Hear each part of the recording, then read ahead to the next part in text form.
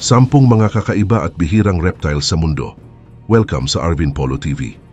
Ang reptile ay isang uri ng hayop na may kaliskis. Kabilang dito ang mga ahas, butiki, buwaya at pagong.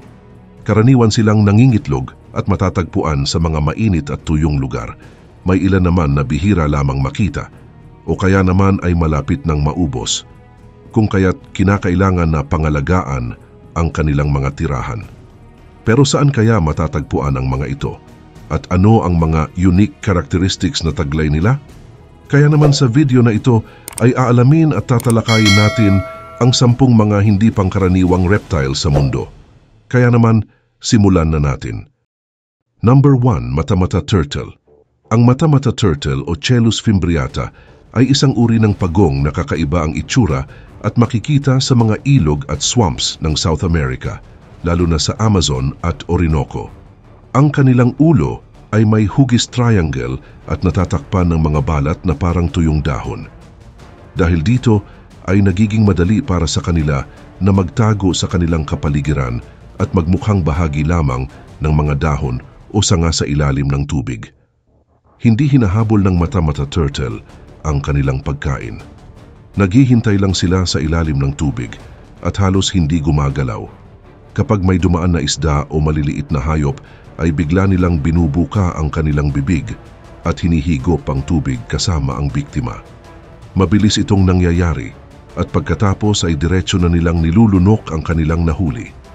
Madali silang makikita sa mga lugar na may mabagal na agos ng tubig tulad ng mga ilog at swamps. Ang kanilang itsura ay hindi lang para makahuli ng pagkain, kundi para na rin sa proteksyon laban sa mga panganib. At kahit halos buong buhay nila ay nasa tubig, ay kailangan din nilang umahon paminsan-minsan para huminga. Hindi sila mahusay na manlalangoy, kaya mas madalas silang naglalakad sa ilalim ng tubig kaysa lumangoy. Mas aktibo din sila sa gabi at nagpapahinga sa araw sa ilalim ng mga putik o nakahiga sa mga tuyong dahon at sanga. Sa kabilang banda, ang Matamata Turtle ay kilala ng mga taong mahilig sa kakaibang hayop. Pero hindi sila madaling alagaan. Ito ay sapagkat kailangan nilang manirahan sa isang lugar na katulad ng kanilang natural na kapaligiran na may malambot na sahig at maraming lugar na pwedeng pagtaguan.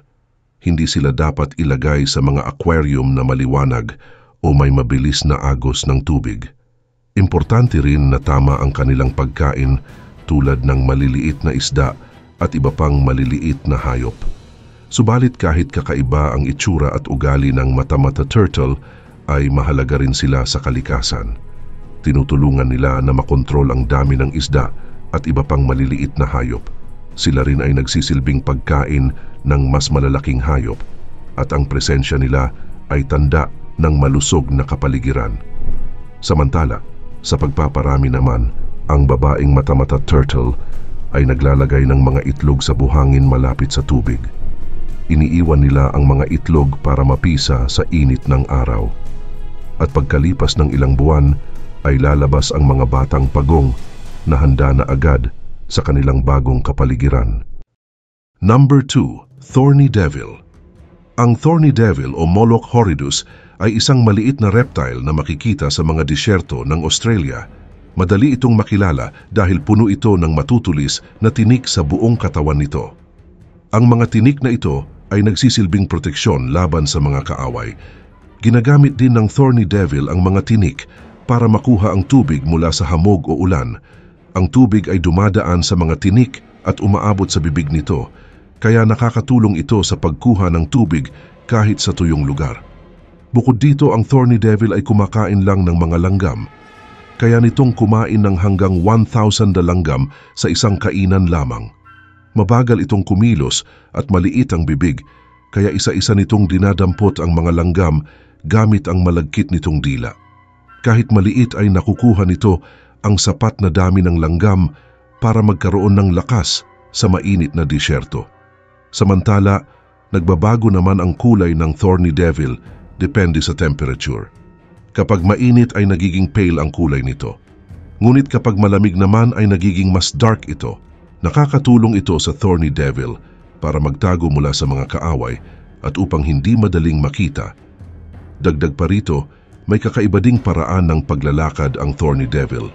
Parang nagsasayaw ito o parang nag-aalangan habang naglalakad.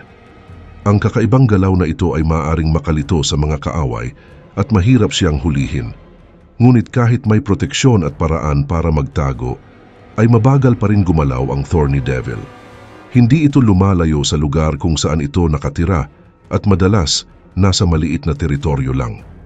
Matatag pa rin ang kanilang bilang pero naaapektuhan sila ng mga human activities tulad ng pagmimina at pagtatayo ng mga gusali. Mahalaga ang Thorny Devil sa disyerto dahil tinutulungan nitong kontrolin ang dami ng mga langgam. Gayun din, ang Thorny Devil ay maaaring mabuhay ng hanggang 20 years sa wild at kahit hindi sila endangered ay mahalaga pa rin ang pangangalaga sa kanilang tirahan para masiguro na patuloy silang mabubuhay. Number 3, Flying Dragon. Ang Flying Dragon o Draco volans ay isang maliit na butiki na may kakayahang mag-glide mula sa isang puno patungo sa isa pa. Matatagpuan ito sa mga kagubatan ng Southeast Asia, lalo na sa mga bansa tulad ng Pilipinas, Malaysia at Indonesia. Ang butiking ito ay may kakaibang katangian na tinatawag na patagium. Ito ay isang manipis na balat na nakakabit sa mga gilid ng kanilang katawan. Kapag kailangan nilang mag-glide, ay binubuka nila ang patagium na parang pakpak para lumutang sa hangin. Ang Draco volans ay may sukat na halos 20 hanggang 25 centimeters kasama na ang kanilang buntot. Karaniwan silang may kulay brown o green na may itim na mga guhit na tumutulong sa kanila na magtago sa mga puno. Ang kanilang kulay ay nagbabago depende sa paligid para mas madali silang mag-blend at maiwasan ang mga kaaway. Samantala, ang pagkain naman ng Draco volans ay mga maliliit na insekto tulad ng langgam at anay. Hindi sila agresibo at mas pinipili nilang umiwas sa mga tao. Bukod sa kanilang kakaibang anyo, ay mahalaga rin sila sa kalikasan dahil tinutulungan nila ang pagkontrol sa bilang ng mga insekto sa kagubatan. Ngunit kapag naman tumatalon sila mula sa mataas na lugar ng puno, ay binubuka nila ang kanilang patagium upang mag-glide sa hangin. Ginagamit nila ang kanilang buntot para kontrolin ang direksyon ng kanilang glide at kaya nilang makatawid ng hanggang 8 meters. Ang kakayahan nilang mag-glide ay isang mahalagang paraan para makaiwas sila sa mga kaaway tulad ng mga ibon na gustong kainin sila. Sa pagpaparami naman, ang mga babaeng Draco volans ay nangingitlog ng hanggang 5 itlog sa lupa. Gumagawa sila ng maliit na hukay at tinatakpan ito pagkatapos mailagay ang mga itlog. Iniiwan nila ang mga itlog at hinahayaan na mapisa ito sa init ng araw. Pagkalipas ng ilang linggo ay lalabas ang mga baby lizard na maghahanap na agad ng kanilang tirahan at pagkain. Sa ngayon, ang Draco volans ay hindi pa nanganganib pero apektado sila ng pagkasira ng kanilang tirahan. Ang patuloy na pagputol ng mga puno at ang pag-unlad ng mga lugar sa Southeast Asia ay nagdudulot ng banta sa kanilang populasyon. Number 4, Tuatara. Ang Tuatara o Sphenodon punctatus ay isang uri ng reptile na makikita lamang sa New Zealand. Napakatanda ng lahi nila at isa sila sa iilang hayop na buhay pa mula sa isang grupo ng reptile na halos lahat ay extinct na. Dahil dito ay tinatawag ang Tuatara na living fossil. Bagamat mukhang simpleng butiki ay may mga kakaibang katangian ang Tuatara na wala sa ibang mga reptiles. Ang Tuatara ay may matutulis na ngipin at malakas na panga. Ang kanilang mga ngipin ay nakadikit direkta sa bungo at hindi na ito napapalitan kapag nasira. Dahil dito, ang mga matatandang Tuatara ay gumagamit ng kanilang mga buto para durugin ang pagkain. Meron din silang tinatawag na third eye o pangatlong mata sa tuktok ng kanilang ulo. Hindi ito ginagamit para makakita ng malinaw tulad ng karaniwang mata, pero tumutulong ito sa kanilang body clock at pagtukoy ng sikat ng araw. Maliban pa rito, ang Tuatara ay mayroon ding mahabang buhay na umaabot ng higit sa 100 years. Mabagal din silang magparami. Ang mga babaeng Tuatara ay nangingitlog lamang tuwing 2 hanggang 5 taon at umaabot ng 15 months buwan bago mapisa ang mga itlog. Nakakaapekto rin ang temperature ng pugad sa kasarian ng mga anak nila. Kapag mas mainit ang pugad ay mas maraming lalaking tuatara ang mapipisa at kapag malamig naman ay mas maraming babaeng tuatara ang napipisa. Gayun din, ang tuatara ay aktibo tuwing gabi, kaya nocturnal sila. Kumakain sila ng mga insekto, gagamba, bulate, at minsan ay mas maliit na butiki at ibon. Bagaman mabagal ang kilos nila, ay mahusay naman sila sa paghuli ng pagkain. Ngunit sa kabila ng kanilang mahabang buhay, ay nanganganib ang tuatara dahil sa pagkawala ng kanilang tirahan at pagdating ng mga predator tulad ng mga daga. Dahil dito ay maraming ginagawa sa New Zealand para protektahan ang mga tuatara. Kasama dito ang paglipat sa kanila sa mga lugar na ligtas mula sa mga predator at pagpaparami sa mga kontroladong lugar bago sila ibalik sa kanilang natural na tahanan. Number 5. Satanic Leaf-tailed Gecko. Ang Satanic Leaf-tailed Gecko o Uroplatus fantasticus ay isang uri ng butiki na makikita lang sa Madagascar. Kilala ito dahil sa kakaibang anyo na parang tuyong dahon na nakakatulong sa kanya na magtago mula sa mga predator. Ang katawan ng butiking ito ay patag at karaniwang kulay brown, yellow o red, kaya madali itong magtago sa paligid. Ang buntot nito ay mukhang naputol at parang isang tuyong dahon na nabulok. Ang kanilang mga mata ay walang takip, kaya mukhang malamig at nakakatakot ang hitsura, kaya tinawag itong satanic. Bukod dito, ang Satanic Leaf-tailed Gecko ay gising tuwing gabi at dito sila naghahanap ng mga insekto para kainin. Kapag may panganib ay hindi sila gumagalaw para hindi makita. Ang kakayahan nilang magtago ay isa sa pinaka-epektibong paraan nila para makaiwas sa mga kaaway. Maliban sa kakaibang itsura, ang mga Satanic Leaf-tailed Gecko ay may espesyal na paraan ng pag-aalaga sa kanilang mga itlog. Ang babaeng butiki ay nangingitlog ng 2 o 3 at kadalasan ay itinatago nila ito sa ilalim ng mga dahon o sa mga butas sa puno. Hindi nila iniiwan ang mga itlog at binabantayan ito hanggang mapisa. Kapag napisa na, ang mga bagong silang na butiki ay halos katulad ng kanilang mga magulang pero mas maliit. Dagdag pa rito, ang kanilang tirahan ay sa mga kagubatan ng Eastern Madagascar at kadalasang nasa mga sanga at dahon ng mga puno. Pero ang Satanic Leaf-tailed Gecko ay nanganganib na mawala dahil sa pagkasira ng kanilang tirahan, dulot ng deforestation at pagbabago ng klima.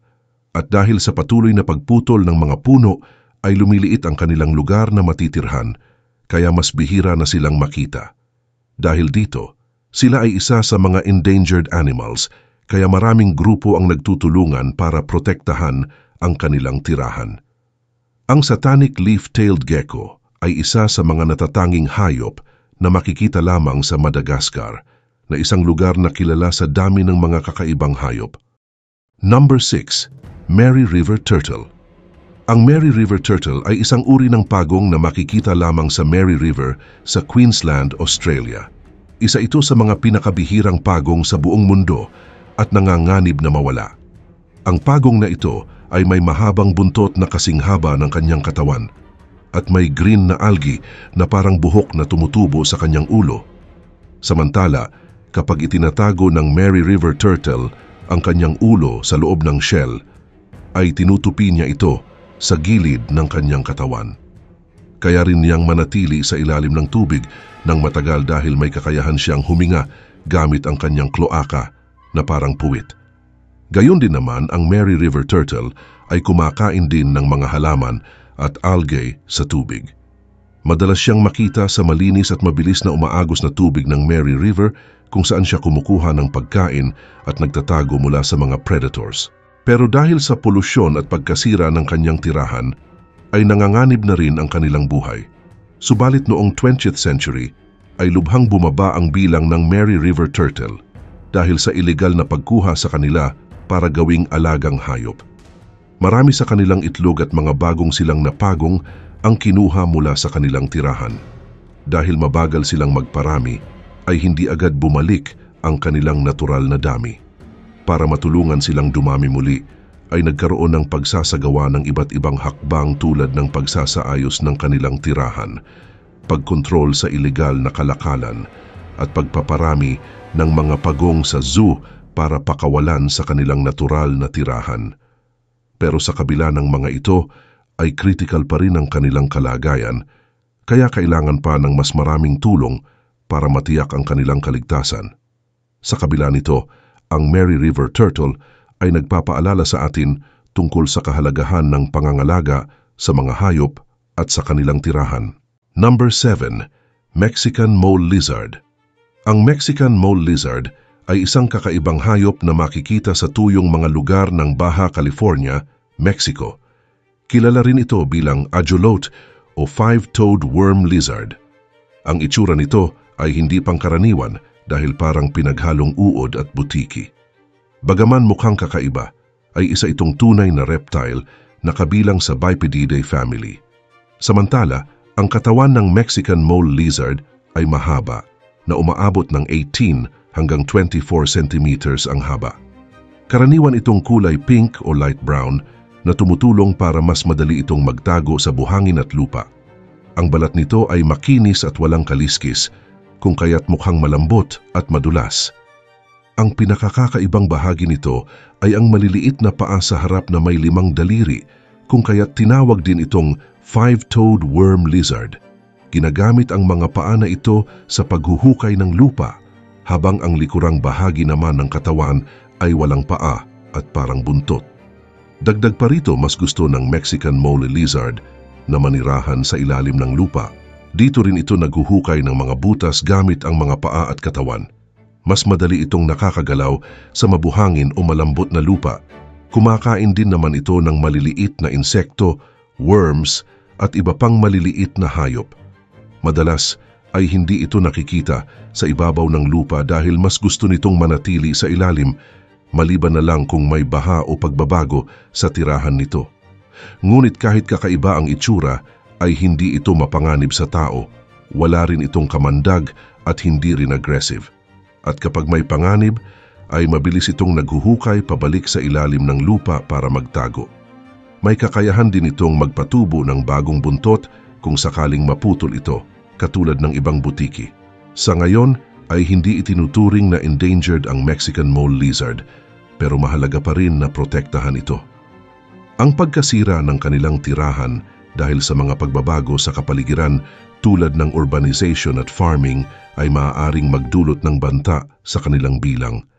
Minsan dahil sa kakaibang itsura at sa limitadong lugar kung saan sila matatagpuan, ay nagiging biktima rin sila ng illegal selling bilang alagang hayop.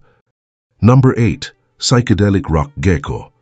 Ang psychedelic rock gecko ay isang uri ng butiki na bihira at matatagpuan lamang sa mga isla ng Con Dao sa Vietnam. Natuklasan ito noong 2010 at agad na naging kilala dahil sa napakakulay at kakaibang hitsura nito.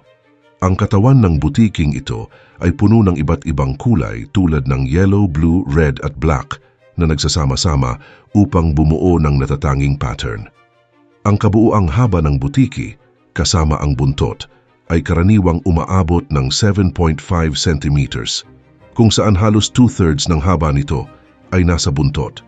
Kaugnay nito, ang buntot ng psychedelic rock gecko ay isa sa mga pinakakakaibang bahagi nito. Hindi lamang ito ginagamit para depensa, kundi nagsisilbi rin ito bilang paraan ng komunikasyon at pagpapakita ng lakas. Ang buntot na ito ay may matingkad na kulay at nagiging mas kapansin-pansin kapag ang butiki ay nasa panganib o kapag nagpapalit ng balat.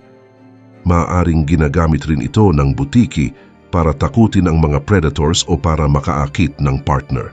Bukod dito, ang psychedelic rock gecko ay may napakalimitadong tirahan kaya itinuturing itong nanganganib na uri. Namumuhay ito sa mga mabatong lugar at kagubatan ng Con Dao, kung saan nagtatago ito sa mga bitak ng mga bato tuwing araw at lumalabas lamang tuwing gabi para manghuli ng pagkain tulad ng maliliit na insekto. Ang kanilang kakayahan na magtago at magblend sa kanilang kapaligiran ay nagbibigay sa kanila ng proteksyon mula sa mga predators. Sa kasamaang palad, ang psychedelic rock gecko ay nahaharap sa maraming banta. Isa sa pinakamalaking dahilan ay ang pagkasira ng kanilang tirahan. dahil sa patuloy na pag-unlad ng mga komunidad at mga proyekto sa Condao. Maliban pa rito, maraming tao ang nanghuhuli sa mga butiking ito upang ibenta bilang alagang hayop dahil sa kanilang kakaibang hitsura. Dahil dito ay patuloy na bumababa ang kanilang bilang at nanganganib na tuluyan na silang mawala. At para maprotektahan ang psychedelic rock gecko ay gumagawa ng mga hakbang ang mga lokal na pamahalaan at mga environmental organization. Isa sa mga suggestions ay gawing protektado ang kanilang tirahan upang mapigilan ang patuloy na pagkasira nito. Mayroon ding mga hakbang upang mas higpitan ang mga batas laban sa ilegal na panghuhuli at pagbebenta ng mga bihirang hayop tulad ng psychedelic rock gecko. Sa katunayan, may mga programa rin ng pagpaparami ng mga butiking ito sa mga zoo at wildlife centers upang masiguro na hindi sila tuluyang mawawala. Number 9. Galapagos Marine Iguana. Ang Galapagos Marine Iguana ay isang kakaibang hayop na makikita lamang sa Galapagos Islands. Ito rin ang nag-iisang butiki sa buong mundo na kayang mabuhay sa dagat.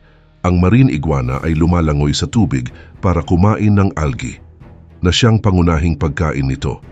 Ang katawan nito ay naangkop ng husto sa pamumuhay sa ilalim ng tubig. Mayroon din itong matitibay na kuko na tumutulong sa pagkapit sa mga bato habang naghahanap ng pagkain sa dagat, at ang flat nitong buntot ay ginagamit naman na parang sagwan para mas madali itong makalangoy. Kadalasan ay kulay itim ang balat ng marine iguana na tumutulong para mabilis na uminit ang katawan nito matapos lumangoy sa malamig na tubig. Sa mating season, ang mga lalaking iguana ay nagiging pula at green na lalo pang nagpapatingkad sa kanilang anyo. Dagdag pa rito, may kakayahan rin ang marine iguana na baguhin ang bilis ng kanyang metabolism batay sa temperature ng paligid. Kapag malamig ay bumabagal ang kanyang metabolism para makatipid ng energy. Bukod dito, ang marine iguana ay may espesyal na paraan para alisin ang sobrang asin sa kanyang katawan. Dahil maalat ang dagat na pinagkukunan niya ng pagkain, ay kailangan niyang ilabas ang labis na asin.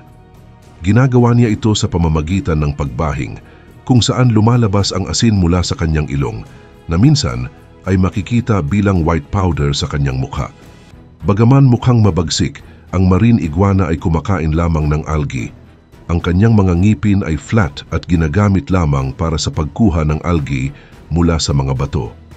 Karaniwan siyang makikita sa mga bato sa tabi ng dagat sa Galapagos Islands, kung saan nagpapainit siya sa araw matapos lumangoy para mapanumbalik ang init ng kanyang katawan.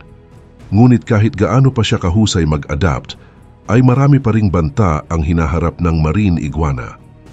Ang pag-init ng seawater dahil sa climate change ay nagdudulot ng kakulangan sa kanyang pagkain. Ang mga hayop tulad ng pusa at daga ay nagiging banta sa kanyang mga itlog at sa mga bagong pisang iguana. Ang pagdami ng turista sa Galapagos ay maaari ring makaapekto sa kanyang tirahan. Dahil dito ay napakahalaga ng mga hakbang para maprotektahan ang marine iguana at ang kanyang tahanan. Number 10. Parsons Chameleon. Ang Parsons Chameleon ay isa sa pinakamalaking chameleon sa buong mundo. Kilala ito sa mga makukulay na balat at kakaibang anyo. Matatagpuan ito sa mga kagubatan ng Madagascar, isang isla na kilala sa maraming natatanging hayop at halaman. Ang Parsons Chameleon ay maaaring lumaki ng hanggang 60 centimeters mula ulo hanggang buntot, at kadalasan ang mga lalaki ay mas malaki kaysa sa mga babae. Ang chameleon na ito ay may kakayahang magpalit ng kulay depende sa kapaligiran, nararamdaman at temperature. Nagbabago ang kulay nito mula green, blue, yellow hanggang kayumanggi na tumutulong sa kanya na magtago mula sa mga kalaban at makipag-usap sa ibang chameleon. Samantala, may dalawang uri naman ng Parsons Chameleon, at ito ay ang Calumma parsoni parsoni at Calumma parsoni christopher. Ang Calumma parsoni parsoni ay mas malaki at matingkad ang kulay, habang ang Calumma parsoni christopher naman ay mas maliit at may kaunting pagkakaiba sa kulay. Ang kanilang ulo ay may mataas na bahagi at may dalawang maliit na buto sa ilong na nagbibigay sa kanila ng natatanging hitsura. Ang kanilang mga mata ay kayang gumalaw ng magkahiwalay kung kaya't kaya nilang makita ang buong paligid. Ito rin ay mahalaga para sa paghahanap ng pagkain at sa pag-iwas sa mga panganib. Bagamat kilala ang Parsons chameleon sa kakayahan nitong magpalit ng kulay, ay hindi lang nila ito ginagawa para magtago. Ginagamit din nila ito upang ipakita ang kanilang nararamdaman tulad ng takot, galit, o kapag naghahanap ng partner. Mabilis silang magpalit ng kulay na pwedeng mangyari sa loob lamang ng ilang segundo o minuto.